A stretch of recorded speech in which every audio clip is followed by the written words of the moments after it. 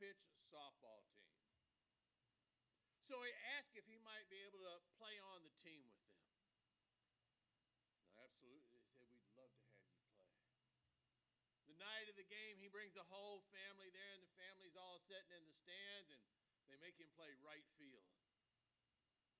His time comes up to bat, and he was really excited about this, and he was ready to show his skills. First pitch comes across the plate, and he swings mightily. Strike one. Second pitch comes a little bit outside, and he thought, oh, I'm going to really catch this one well. He swings.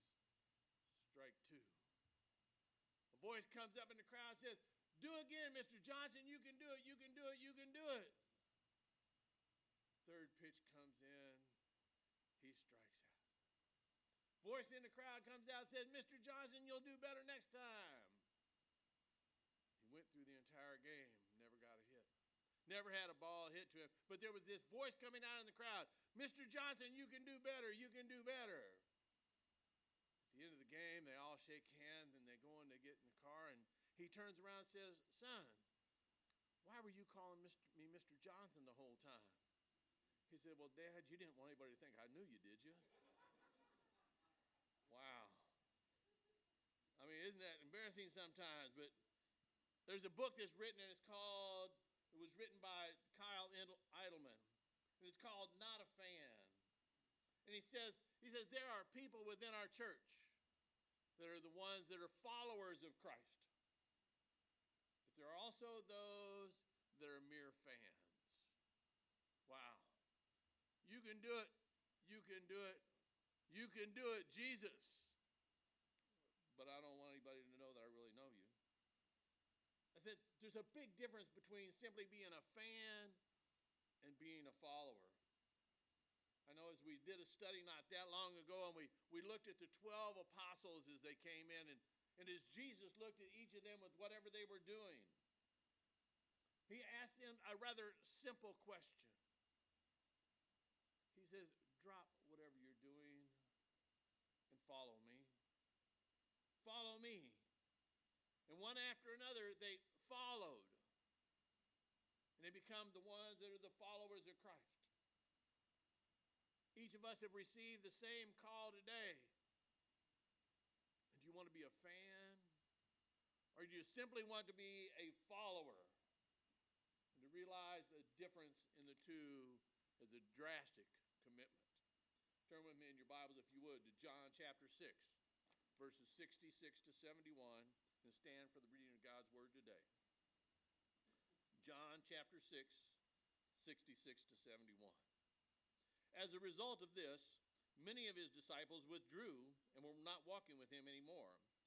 Jesus said, therefore, to the 12, you do not want to go away also, do you? Simon Peter answered him, said, Lord, to whom shall we go? We have words of eternal life. And we have believed and have come to know that you are the Holy One of God. Jesus answered them, did I myself not choose you, the 12, and yet one of you is the devil? Now he meant Judas, the son of Simon Iscariot, for he was the one of the 12 who was going to betray him. And Father, would you take your word today? Lord, let us truly examine whether we want to be a fan or of a follower of yours. In Christ's name I pray. Amen. Wow. You see, a fan merely shows up. They show up as long as whatever they're doing benefits them. As long as it is easy. And they're going to hang around as long as possible. But let something happen and they're the first ones to leave. Oh, they're happy to show up as long as things are going their way. But they easily get offended when they don't get their way, don't they? Oh, you know what I'm talking about. You've gone to baseball games, you've gone to basketball games, you've gone to football games. Your home team is losing by 7 runs, and it's the 8th inning, and you get up and you leave. Your football team is behind by 3 touchdowns at the beginning of the 4th quarter. You get up and leave because it's not going the way that you thought it would. There's 30 minutes left. in the basketball game. You haven't been ahead the entire game. You're down by over 20 points. And you get up and you walk away. They came to see a victory. But when they didn't see the victory, they were simply a fan and they walked away. We read in our text today in verse 66, it says, "From this time on, many of his disciples turned their back and no longer followed him." They no longer followed him. But the big question is, why did they quit following? Why is it that they decided that they didn't want to follow anymore? Could it be that Jesus said something that offended them? Could it be that they didn't like what they were watching all of a sudden? Had they been pushed beyond their own comfort zone? Did they think they had come to the point where there was no turning back? You see, the crowd was there to follow Jesus, right? But to follow Jesus for what reason? They were following Jesus for what they might receive, not what might be required of them. They always expected Jesus to be there for them and to provide for them everything that they needed. All we have to do is go back in our text a little bit, and it was the time that Jesus and the disciples had met on the hillside, and there were 5,000 men, plus the women and children. And Jesus told them to be seated. The disciples come to Jesus and says, "What are we going to do with them?" And Jesus said, "We're going to feed them." The disciples said, wait a minute. We don't have enough money in the bank. There's no grocery store close by. We don't have a restaurant somewhere that we can do a phone-in order to. What do you plan on doing? And Jesus said, hold on just a second. Go and see what you can find. And they came back with a little boy. And he had a few fish and a couple loaves of bread. Jesus told him, just sit still. It says he took and he fed the 5,000 plus. And they all were happy. They were all ready to be at least a fan for now because of what Jesus would provide for them. It says they sat and they feasted and they ate and they ate and they ate. And when they got done eating, there were loaves of bread left. There was fish left over. I assure you the crowd was impressed. I mean, who is it that could do this? They'd take a few fish and a few loaves of bread and feed over 5,000. They even began having discussion among themselves. That says we need to take this guy, this man called Jesus. We need to take him by force and we need to make him our king. But somehow Jesus slipped away. He sent the disciples ahead in the boat, said, go to the other shore. I'll meet you there later on. Disciples got in the boat and began to cross the Sea of Galilee. When the crowds looked, they realized that Jesus was gone. John 6:24 says, and when the crowds realized that neither Jesus nor the disciples were there, they got into their boats and went to Capernaum in search of Jesus. Wow. They were in search of Jesus. But the big question must be, why were they searching for him?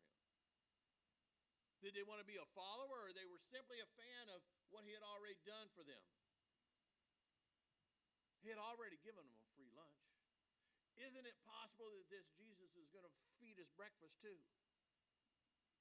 You see, they came back not for what was going to be required, but what because Jesus could give them maybe a little more food. I mean, after all, they just had a luncheon buffet. Surely the same thing would be offered up for breakfast. We're hungry, Jesus, feed us again. They wanted to follow him for more food. They wanted to follow him for what he could do. But he said, here's something that you need to understand. There ain't no more free meals. Ouch. There ain't no more free meals. What do you know? Well, surely you can do another miracle for us, can't you?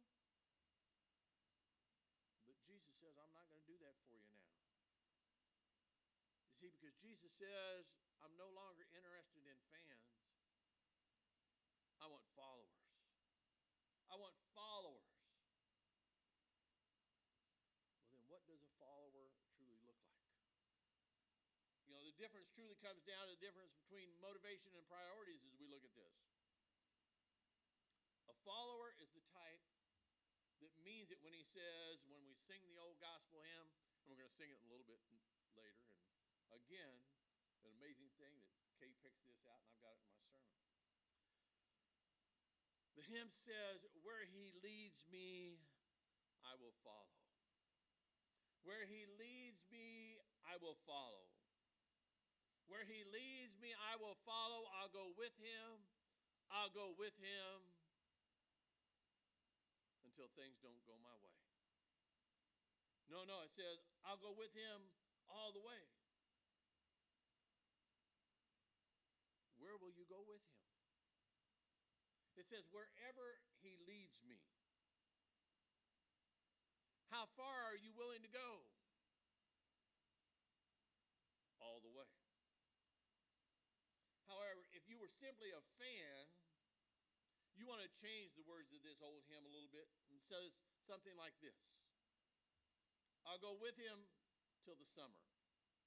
In the baseball games, in my vacation, in the campouts, all get in the way. I'll go with him till the winter. And I need to spend 3 months in Florida or Texas or wherever I can go to get away from this cold temperature. And then I'll come back and serve him again. I'll go with him till life's a bummer. And I don't feel like getting out of bed.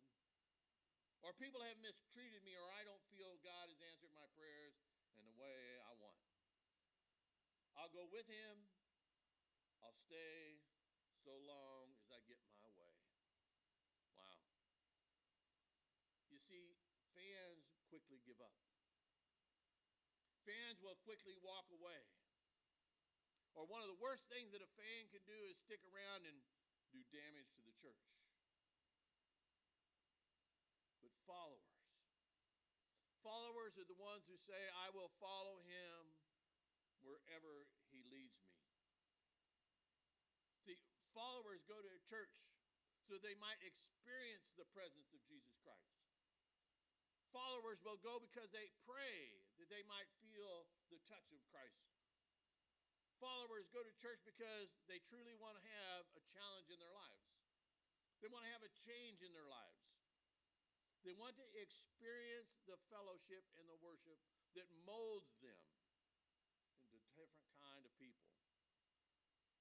They come to worship with a full expectation of experiencing the presence of God. But for the fans, the spiritual aspect of the worship service doesn't really enter in. Jesus told the fans that were there, I am the living bread that came down from heaven. If anyone eats this bread, he will live forever. The bread is my flesh, which I will give you for the life of the world. Wow. As the Jews looked on at this, they quickly began to question and said, how can this man give us flesh to eat? How can this man give us blood to drink? And Jesus turned to them and said, I tell you the truth. Unless you eat of the flesh of the Son of Man and drink his blood, you have no life in you. Whoever eats my flesh and drinks my blood has eternal life, and I will raise him up at that last day. For my flesh is real food, and my blood is real drink. Whoever eats my flesh and drinks my blood remains in me, and I in him. Just as the living Father sent me, and I live because of the Father, so the one who feeds on me will live because of me. Now, I don't know about you, but when I read through that, it seems a little strange sometimes. And I can imagine if I take myself back to the time and the setting when Jesus said these things, it would seem real strange. I mean, after all, he says to eat the flesh and drink the blood. Do we take these words literally? I mean, when it comes time for us to take communion. But I says, I think that Christ is once again not speaking literally here, but he's talking about a spirit-filled life. of those that are willing to follow him and understand the spiritual truth that he speaks. Jesus spoke of this way throughout his ministry. He says, what do you suppose you should do with your eye if it is unclean? You're to pluck it out.